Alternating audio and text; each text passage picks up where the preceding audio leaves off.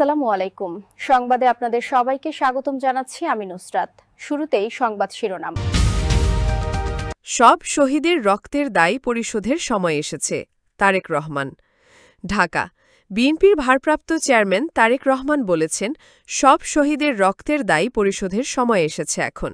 আজকে জাতীয় প্রেস ক্লাবে আয়োজিত গণতন্ত্র উত্তরণে কবি সাহিত্যিকদের ভূমিকা ও করণীয় শীর্ষক মতবিনিময় সভায় লন্ডন থেকে ভার্চুয়ালি যুক্ত হয়ে তিনি এই মন্তব্য করেন।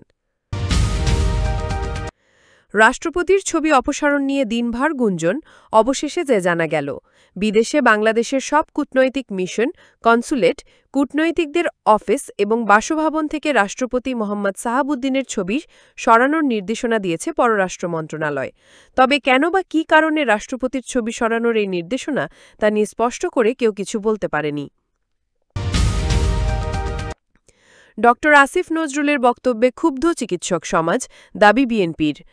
দেশের চিকিৎসক সমাজকে ওষুধ কোম্পানির দালাল আখ্যা দেয়া নিয়ে চিকিৎসকরা গভীরভাবে ক্ষুব্ধ বলে দাবি করেছেন বিএনপির স্বাস্থ্য বিষয়ক সম্পাদক ডা. রফিকুল ইসলাম। আজকে গণমাধ্যমে বিএনপির সহ দপ্তর সম্পাদক অ্যাড মোহাম্মদ তাইফুল ইসলাম টিপু স্বাক্ষরিত এক বিবৃতিতে এ তথ্য জানানো হয়েছে। কন্টেন্ট ক্রিয়েটর তৌহিদ আফ্রিদির বাবা নাসির উদ্দিন গ্রেপ্তার। বৈষম্যবিরোধী আন্দোলনে হামলা ও আন্দোলনকারীদের হত্যার অভিযোগে যাত্রাবাড়ী থানায় দায়ের করা এক মামলায় গ্রেপ্তার হয়েছেন কন্টেন্ট ক্রিয়েটর তৌহিদ আফ্রিদির বাবা মোহাম্মদ নাসির উদ্দিন সাথী। আজকে সন্ধ্যায় রাজধানীর গুলশান থেকে তাকে গ্রেপ্তার করেছে ঢাকা মহানগর গোয়েন্দা পুলিশ ডিবি। এতক্ষণ শুনছিলেন সংবাদ শিরোনাম, এখন বিস্তারিত। ঢাকা। বিএনপির ভারপ্রাপ্ত চেয়ারম্যান তারেক রহমান বলেছেন, সব শহীদের রক্তের দায় পরিশোধের সময় এসেছে এখন। রোববার 17 আগস্ট জাতীয় প্রেস ক্লাবে আয়োজিত গণতন্ত্র উত্তরণে কবি সাহিত্যিকদের ভূমিকা ও করণীয় শীর্ষক মতবিনিময় সভায় লন্ডন থেকে ভার্চুয়ালি যুক্ত হয়ে তিনি এই মন্তব্য করেন। তারেক রহমান বলেন, বাংলাদেশের জনগণের ত্যাগ ও সংগ্রামের ইতিহাস শহীদদের রক্তে রঞ্জিত। এখন সময় এসেছে সেই রক্তের ঋণ শোধ করার, গণতন্ত্র পুনরুদ্ধার এবং জনগণের অধিকার প্রতিষ্ঠার মাধ্যমে। তিনি সতর্ক করে বলেন, বাংলাদেশকে যাতে কেউ চরমপন্থা বা মৌলবাদের অভয়ারণ্যে পরিণত করতে না পারে সেদিকে সবাইকে সজাগ থাকতে হবে। তারেক রহমানের মতে, দেশের রাজনৈতিক অঙ্গনে বিভাজন সৃষ্টির মাধ্যমে চরমপন্থার বীজ বপন করা হতে পারে, যা গণতান্ত্রিক প্রক্রিয়ার জন্য ক্ষতিকর। বিএনপির এই নেতা জোর দিয়ে বলেন, জনগণই সকল কিছুর মালিক। এর সত্য প্রতিষ্ঠা করতে হলে একটি স্বাধীন, নিরপেক্ষ এবং গণতান্ত্রিক নির্বাচন অনিবার্য। তিনি বলেন, একটি গণতান্ত্রিক নির্বাচনের জন্য সবাইকে ঐক্যবদ্ধ হতে হবে। জনগণের শক্তিই হচ্ছে সবচেয়ে বড় শক্তি। তারেক রহমান সাহিত্যিক ও বুদ্ধিজীবীদের আহ্বান জানান, গণতন্ত্র রক্ষার সংগ্রামে তাদের ভূমিকা রাখতে হবে, যাতে বাংলাদেশ ভবিষ্যতে একটি আধুনিক এবং জনগণ কেন্দ্রিক রাষ্ট্র হিসেবে গড়ে উঠতে পারে। বিদেশে বাংলাদেশের সব কূটনৈতিক মিশন, কনসুলেটও, ডিপ্লোম্যাটদের অফিস এবং বাসভবন থেকে রাষ্ট্রপতি মোহাম্মদ শাহাবুদ্দিনের ছবি সরানোর নির্দেশনা দিয়েছে পররাষ্ট্র মন্ত্রণালয়। তবে কেন বা কী কারণে রাষ্ট্রপতির ছবি সরানোর এই নির্দেশনা তা নিয়ে স্পষ্ট করে কেউ কিছু বলতে পারেনি। কিছু দূতাবাসে কথা বলে জানা গেছে, কোনো কোনো দূতাবাস সরকারের মৌখিক নির্দেশনা পেয়েছে, কোনোটি সেই নির্দেশনা পায়নি। এমন নির্দেশনা দেওয়া হয়েছিল লন্ডনে বাংলাদেশে হাইকমিশনেও। লন্ডন হাইকমিশন সূত্র জানিয়েছে, মন্ত্রণালয়ের এই নির্দেশনা পাওয়ার পর লন্ডন হাইকমিশনে থাকা রাষ্ট্রপতি মোহাম্মদ শাহাবুদ্দিনের ছবি শুক্রবার রাতই সরিয়ে ফেলা হয়েছে। ইউরোপ, মধ্যপ্রাচ্য ও দক্ষিণ এশিয়ার অন্তত 5টি দূতাবাসে কর্মকর্তাদের সাথে কথা বলে জানা গেছে, সরকারের মৌখিক নির্দেশনা পেয়ে দূতাবাস থেকে রাষ্ট্রপতির ছবি সরিয়ে ফেলা হয়েছে। তবে এই নিয়ে আনুষ্ঠানিক মন্তব্য জানতে পররাষ্ট্র মন্ত্রণালয়ের ঊর্ধ্বতন একাধিক কর্মকর্তার সাথে যোগাযোগ করা হলে তারা কোনো মন্তব্য করতে রাজি হননি।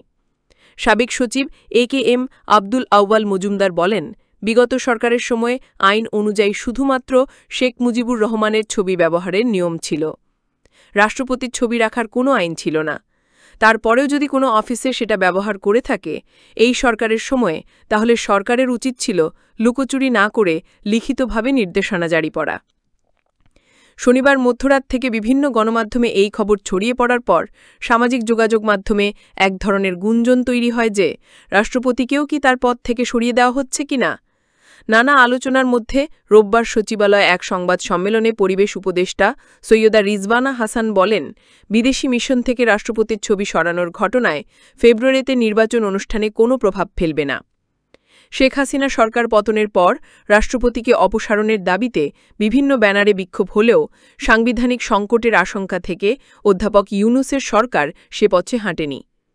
এদিকে রোববার শ্রীলঙ্কার কলম্বো দূতাবাসের এক কর্মকর্তা নাম প্রকাশ না করার শর্তে বলেন, তাদের দূতাবাসে ৫ই অগস্টের পরই রাষ্ট্রপতি মোহাম্মদ শাহাবুদ্দিন, ক্ষমতাচ্যুত প্রধানমন্ত্রী শেখ হাসিনা ও শেখ মুজিবুর রহমানের ছবি সরিয়ে ফেলেন। ওই কর্মকর্তা বলেন, গতকাল শনিবার আবার মন্ত্রণালয় থেকে আমাদের কাছে মৌখিকভাবে নির্দেশনা এসেছে রাষ্ট্রপতির ছবি সরিয়ে ফেলার। কিন্তু আমাদের এখানে আগে থেকেই ছবি ছিল না, যে কারণে কলম্বো দূতাবাস থেকে নতুন করে ছবি সরাতে হয়নি। পররাষ্ট্র মন্ত্রণালয়ের নির্দেশনার সময়ে কলম্বো দূতাবাসে রাষ্ট্রপতির ছবি না থাকলেও এমন একটি ছবি ছিল লন্ডনে বাংলাদেশি হাইকমিশনে। সেখানে বাংলাদেশি হাইকমিশনারের রুমে শুধুমাত্র রাষ্ট্রপতি মোহাম্মদ শাহাবুদ্দিনের ছবিটি ছিল বলে দূতাবাস সূত্র নিশ্চিত করে। শুক্রবার রাতেই ঢাকার পররাষ্ট্র মন্ত্রণালয় থেকে লন্ডনে বাংলাদেশ হাইকমিশনে ফোন করে রাষ্ট্রপতির ছবি সরানোর নির্দেশনা দেওয়া হলে ওই রাতই ছবি সরিয়ে ফেলা হয়। এ নিয়ে রোববার কথা হয় ইরানের বাংলাদেশি দূতাবাস কার্যালয়ে। এই দূতাবাস সূত্র জানিয়েছে, ৫ই অগস্টের পর তারা শেখ হাসিনা ও শেখ মুজিবুর রহমানের ছবি সরিয়ে ফেলেছিলেন। অধ্যাপক মোহাম্মদ ইউনূস প্রধান উপদেষ্টার দায়িত্ব নেওয়ার পর তেহরানের বাংলাদেশ দূতাবাসে রাষ্ট্রপতি ও প্রধান উপদেষ্টার দুটি ছবি বাছাই করে রাষ্ট্রদূতের অফিস কক্ষে টানানো হয়েছিল। তেহরান দূতাবাসের ওই কর্মকর্তা জানান, সরকারের এই নির্দেশনার পরই রাষ্ট্রপতির ছবিসহ দুইটা ছবিই সরিয়ে ফেলা হয়েছে। দেশের চিকিৎসক সমাজকে ওষুধ কোম্পানির দালাল আখ্যা দেয়া নিয়ে চিকিৎসকরা গভীরভাবে ক্ষুব্ধ বলে দাবি করেছেন বিএনপির স্বাস্থ্য বিষয়ক সম্পাদক ডাক্তার রফিকুল ইসলাম। রবিবার ১৭ই আগস্ট গণমাধ্যমে বিএনপির সহ দপ্তর সম্পাদক অ্যাডভোকেট মোহাম্মদ তাইফুল ইসলাম টিপু স্বাক্ষরিত এক বিবৃতিতে এ তথ্য জানানো হয়েছে। বিএনপির স্বাস্থ্য বিষয়ক সম্পাদক বলেন, ড আসিফ নজরুল একজন বিশিষ্ট আইনজ্ঞ। বিভিন্ন সময় তার বিভিন্ন বক্তব্য সমাজের ইতিবাচক পরিবর্তনে ভূমিকা রেখেছে, যা প্রায় সকলের কাছেই প্রশংসনীয়। অনেক সময় তার বক্তব্যের অতিরঞ্জন একই সঙ্গে বিভ্রান্তি ও উদ্বেগেরও জন্ম দেয়।